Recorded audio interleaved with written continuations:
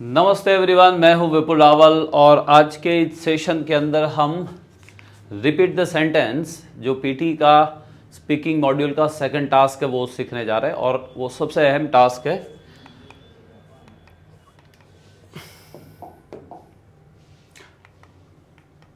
तो repeat sentence, उसको break down करके उसकी फैक्चुअल इंफॉर्मेशन का ओवरव्यू पहले देख लेते हैं। तो सबसे पहले ये स्पीकिंग का सेकंड टास्क है और जिसके अंदर आपको एक सेंटेंस सुनाई देगा और वो भी वंस, एक ही बार सुनाई देगा, दोबारा वो सुनने की एक्सपेक्टेशन नहीं रखनी है, जिसकी लेंथ 8 वर्ड से लेके 16 वर्ड तक हो सकती है। ओके, सुनने के तुरंत बाद ही आपको उसे रिपीट करना होगा करीबन 15 सेकंड के आसपास। और उसके अंदर कौन सी स्किल को चेक की जाती है, तो ये टेस्ट है लिसनिंग, आपकी listening skill, memory skills and speaking skill का, कि आप कितना सुनने के बाद उसको स्टोर कर सकते हैं, उसको रिलीज कर सकते हैं।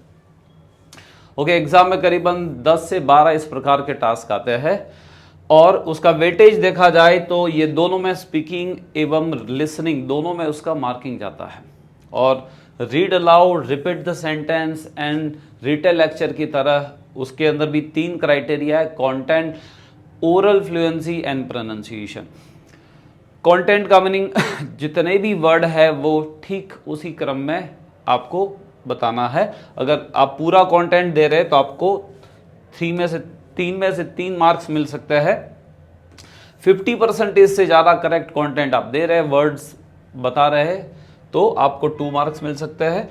और 25% से लेके 50% के आसपास का कंटेंट होगा तो 1 मार्क्स मिलेगा और उससे नीचे होगा तो 0 मिल सकता है। ओरल फ्लुएंसी एवं प्रोनाउंसिएशन के 5 मार्क्स होते हैं। ओके, और अगर आप स्मूथ फ्लो दे रहे हैं, कोई हेजिटेशन के बगैर, तो फ्लुएंसी के अच्छे मार्क्स बनेंगे। और हर letter, consonants, vowel, consonant cluster and spelling का सही प्रोनाउंसिएशन कर रहे हैं, लाउड एंड क्लियर प्रोनाउंसिएशन कर रहे हैं, तो आपको, है ना, प्रोनाउंसिएशन के मार्क निकलेंगे।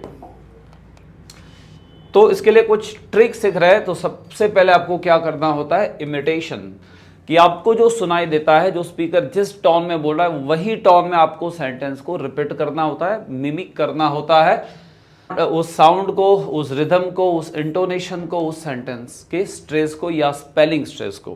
क्योंकि 2 प्रकार के स्ट्रेस होते हैं। कीवर्ड के ऊपर स्ट्रेस दिए जाते हैं ना, सेंटेंस के अंदर जो कीवर्ड होते हैं, noun, verb, number, times, adjective, adverb, उन पे भार दे के बोला जाता है। जो फंक्शनल वर्ड होते हैं, प्रीपोजिशन है, आर्टिकल है, कंजक्शन, उनको नॉर्मली बोला जाता है। ओके, और स्पेलिंग के अंदर भी स्ट्रेस होता है सिलेबल के ऊपर। ओके, इंटोनेशन इसकी एक रिदम है, राइजिंग एंड फॉलिंग वाली, जो ऑलरेडी मैं रीड अलाउड लेक्चर के अंदर बता चुका हूं, तो उसकी लिंक मैं ऑलरेडी इसके डिस्क्रिप्शन में डालने वाला हूं। ओके, आपको पूरे सेंटेंस के मीनिंग को कैप्चर करने की कोशिश करो, वर्ड टू वर्ड उसे पकड़ने की कोशिश मत करो, अदरवाइज सेंटेंस आप स्टोर नहीं कर पाओगे मेमोरी में। ओके, तो पूरा अगर मीनिंग कैप्चर किया है तो शायद 1-2 वर्ड मिस हो जाएंगे, फिर भी आप सेंटेंस को सही तरीके से बोल पाओगे। ओके, तो कीवर्ड की बात करें तो you can see the lecture on economics was quite interesting.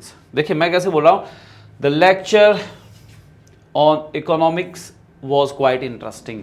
मैं उसको चंक में बोल रहा हूं, उसको टुकड़ों में बांट रहा हूं।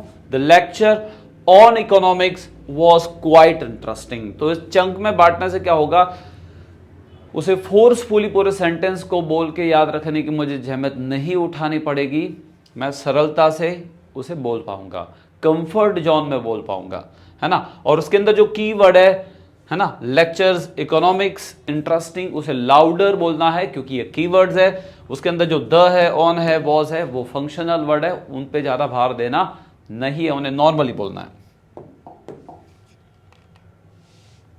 यह सबसे पहली ट्रिक है मेमोरी हुक, है ना, क्योंकि ये आफ्टर ऑल ओनली इंग्लिश का टेस्ट नहीं है, है ना।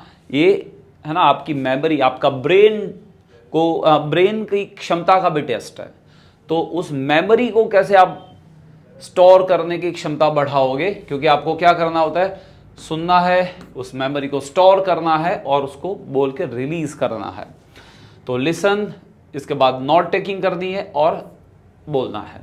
नॉट टेकिंग क्यों करनी है? क्योंकि उस सेंटेंस को स्टोर करने में सरलता रहे, है ना, इजी टू एक्सेस, उसे याद करने में सरलता रहे।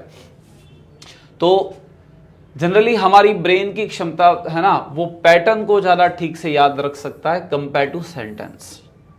तो ये नॉट टेकिंग क्या होगी? वन काइंड ऑफ आप कुछ पैटर्न बनाओगे, कुछ कोडिंग बनाओगे जो उस पूरे सेंटेंस को आपको ठीक से याद दिलाएगा। तो यहां पे सबसे पहली है कि आप जो सेंटेंस है उसके अंदर जितने भी स्पेलिंग है उसका फर्स्ट लेटर ले लो। इससे क्या होगा? जितने भी स्पेलिंग है वो सही क्रम में सेंटेंस को याद दिलाएंगे। जैसे assignment must be submitted by Friday noon, assignment must be submitted by Friday noon. You can see A for assignment, M for must, B for B, S for submitted, B for by, F for Friday, N for noon. तो हर letter को याद रख, हर letter है ना वो हर spelling को याद दिलाएगा। तो ये वन काइंड ऑफ पैटर्न बन गया, वन काइंड ऑफ कोड बन गया, शॉर्ट टर्म मेमोरी के लिए हेल्प प्रूफ बनेगा। You can see students benefit from the practical learning experience. Okay, तो students experiences, तो याद रखिए S and ED को हम इंडियन जनरली क्या करते हैं? भूल जाते बोलना। तो ये याद रखना है कि इसके अंदर S ES कहाँ पे है, ED कहाँ है, क्योंकि हमें ये भूलना नहीं है। Students not student. Okay, experiences not experience. Okay, you can see the student benefits from practical learnings experiences. तो ये वन काइंड ऑफ आप पैटर्न बना रहे जो आपके ब्रेन को याद रखने में हेल्प कर रही है। उसके बाद दूसरी जो टेक्निक्स है उसे कहते हैं इनिशियल्स, जिसमें आप एक वर्ड नहीं, कई बार इनिशियल एक या दो या तीन लेटर ले रहे हैं।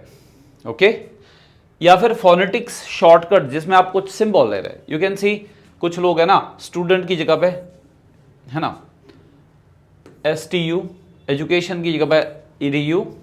ओके, अगर आपको फॉर उसकी जगह पे मीन्स ये फॉर ले लिया, बिफोर की जगह पे BN4 ले लिया, इंक्रीज के लिए एरो ले लिया, डिक्रीज के लिए है ना ये डाउन फॉल वाला एरो ले लिया।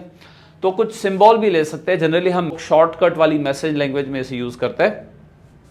तो इस प्रकार से भी आप पैटर्न बना सकते हैं। जैसे यहाँ पे the students in university education, sorry मैं गलत बोल, स्टूडेंट्स इंटरेस्ट, यहाँ पे एक वर्ड बोला, द स्टूडेंट्स इंटरेस्ट यहाँ पे मिसिंग है। Students interest in university education is decreasing instead of increasing. तो यू कैन सी स्टूडेंट्स, फिर यहाँ पे एक आई आना चाहिए इंटरेस्ट, फिर ये in university education is decreasing instead of increasing. तो ये सिंबल है जो हमारी मैसेज लैंग्वेज में हम जनरली रूटीन में यूज करते हैं। तो उन्हीं सिंबल को यूज करना है, एक पैटर्न बनानी है जो आपके ब्रेन को स्टोर करने में बहुत हेल्पफुल होगा। और जितना आप सरलता से स्टोर कर पाओगे उतना ही सरलता से आप कॉन्फिडेंटली बोल पाओगे। अदरवाइज याद करने जाओगे तो आपकी है ना फ्लुएंसी टूट जाएगी, हेजिटेशन क्रिएट होगा।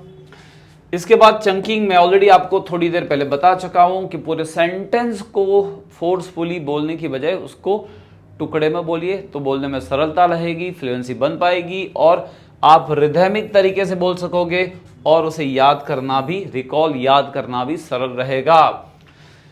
You can see the technology has transformed the way people communicate। तो पूरा एक फोर्सफुली बोलने की जगह माइक्रो सेकेंड का पॉज लीजिए। The technology has transformed the way people communicate। Technology has transformed the way people communicate। Okay? Yes, थोड़ा falling यहाँ से अप होगा, राइजिंग अप होगा। ओके, और लास्ट में द वे पीपल कम्युनिकेट, ऐसे फॉल करना है। तो यहाँ पे माइक्रो सेकेंड का सेंटेंस को 2 या 3 ऐसे टुकड़ों में बांट दीजिए जिसके अंदर 2 या 3 वर्ड होने चाहिए।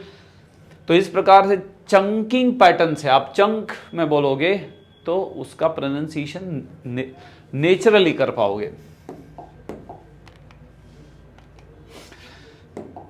ओके, इसके बाद एक और पैटर्न है, यू नो दैट जितने भी स्पीकिंग टास्क है उसके अंदर ये ट्रिक्स याद रखना। Fluency is the king. Content थोड़ा आगे पीछे हो जाएगा, ग्रामर थोड़ा आगे पीछे हो जाएगा तो चलेगा, लेकिन फ्लुएंसी बनाए रखनी है, क्योंकि जो कंटेंट का लॉस है वो फ्लुएंसी एंड प्रोनाउंसिएशन कर लेंगे, है ना। तो ये मजबूत बनाए रखना है। Keep going. अगर आपसे कोई मिस्टेक हो जा रही है, कोई वर्ड को आप मिस कर रहे हैं, फिर भी रुकना नहीं है, हेजिटेट नहीं होना है, पैनिक नहीं होना है, कीप गोइंग, है ना, चालू रखिए। ओके, तो आपको फ्लुएंसी को मेंटेन रखना है। Okay, maintain fluency over perfection की उम्मीद मत रखो, फ्लुएंसी को बनाए रखे। ओके, अगर आपसे कोई वर्ड मिस हो रहा है, जैसे कि recent research shows an increase in the global temperatures, तो अगर आपसे रिसेंट शब्द मिस हो जाता है तो कोई बात नहीं, आगे बढ़ जाओ। The research shows an increase in the global temperatures, तो क्या होगा कि उसकी चिंता करने जाओगे तो पूरे सेंटेंस को आप स्पॉइल कर दोगे। तो जो भूल गया, जितना आप नेचुरली याद रख सकते हो उसको ही आप फ्लुएंटली बोल दीजिए, है ना। नहीं याद रहा, जो मिस हुआ उसकी चिंता, मिस हो गया उसकी चिंता नहीं करनी है। ओके, तो जो मिसिंग वर्ड है या गलती से कोई एक्स्ट्रा वर्ड आप ऐड कर दोगे तो ठीक है, थोड़ा कंटेंट की एरर आएगी, लेकिन मजबूत फ्लुएंसी, है ना, उस लॉस को कवर कर लेगी। तो ओके, और जो एक्सपर्ट स्टूडेंट होते हैं, है ना, वो भी ये 10 to 12 सेंटेंस में से 3-4 में ऐसी गड़बड़ी उनसे होती है, लेकिन वो कंटेंट पे ज्यादा कॉन्सेंट्रेट नहीं करते, फ्लुएंसी पे ही फोकस करते हैं, तो उनका ये लॉस कवर हो जाता है। इसके बाद फिर से बोल रहा हूं यस कि ये इंग्लिश ओनली इंग्लिश टेस्ट नहीं है, ये आपका ब्रेन एबिलिटी का भी टेस्ट है। ओके, क्योंकि आपका ब्रेन है, उसे सुनता है, स्टोर करता है, उसके बाद रिलीज करता है। और जनरली हमारी क्षमता क्या होती है, शुरुआत में 7 to 8 वर्ड को ही नेचुरली याद रख के बोलने की क्षमता होती है। इतने, है ना, 12 से लेकर 16 वर्ड को एक साथ हमारा ब्रेन याद नहीं रख सकता है। और अगर आप फोर्सफुली करोगे तो पैनिक हो जाओगे, आपकी फ्लुएंसी स्पॉइल हो जाएगी, कुछ वर्ड मिस करोगे या उसका गलत प्रोनाउंसिएशन करोगे। तो अगर हमें ब्रेन को ट्रेन करना है कि वो और भी ज़्यादा स्ट्रांग बने, है ना, इस क्षमता से ऊपर उठे, उसके लिए आपको आपकी ब्रेन को ट्रेन करना होगा। क्योंकि रियल में ये प्रैक्टिस क्या होती है कि आप अपने ब्रेन को ट्रेन कर रहे हैं कि वो और भी स्ट्रांग बने, उसकी जो लिमिट है और भी बढ़ाए। तो उसके लिए आपको क्या करना होगा, step by step growth strategy अपनानी होगी, जिसमें आप जब भी प्रैक्टिस कर रहे हो तब इजी से शुरुआत करोगे, 7 to 8 वाले सेंटेंस से प्रैक्टिस करोगे। ओके, और धीरे धीरे धीरे जब आपको लग रहा है कि ये तो मैं इजी कर पा रहा हूं, फिर आपको मीडियम पे जाना है, 8 to 10 सेंटेंस की प्रैक्टिस शुरू करना है। और जब वो भी आपको इजी लगने लगता है तब आपको टफ पे जाना है। तो स्टेप बाय स्टेप आगे बढ़ना होगा और आपको आपकी ब्रेन की क्षमता है उसको और स्ट्रांग करना पड़ेगा, और ये पॉसिबल है। हमारा ब्रेन ऐसा चीज है कि जैसी प्रैक्टिस करवाओगे वो वैसा ही स्ट्रांग बनता चला जाएगा। ओके, आपको लास्ट में बोनस पॉइंट दे रहा हूं, ओके, कि भाई कंटेंट है 100% को फोर्सफुली बोलने की कोशिश मत करो, क्योंकि जो सबसे क्लेवर स्टूडेंट है, जो 90 में से 90 लाते हैं, उनके लिए भी ये मुमकिन कई बार नहीं है। ओके, ओनली फ्लुएंसी और क्लैरिटी पे फोकस बनाए रखे, वो लॉस कवर हो जाए। जितना भी आप बोले वो फ्लुएंटली बोले, है ना, जो आप बोल सकते हैं। और लास्ट में एक ट्रिक आपको दे रहा हूं, रेस्क्यू स्ट्रेटजी, है ना। मैंने बोला कि जो 10 to 12 सेंटेंस एग्जाम में आते हैं, इसमें से 4 to 5 ऐसे रहेंगे जिसमें आप पूरा कंटेंट नहीं कर पाओगे, थोड़ा कुछ मिस हो जाएगा। अगर आपसे पूरा आधा सेंटेंस मिस हो रहा है तो जो क्लेवर स्टूडेंट है वो क्या करता है, वहां पे इस प्रकार के फिलर सेंटेंस डाल देता है। The lecture on economics was very helpful, या it was interesting, that is very helpful, that was important.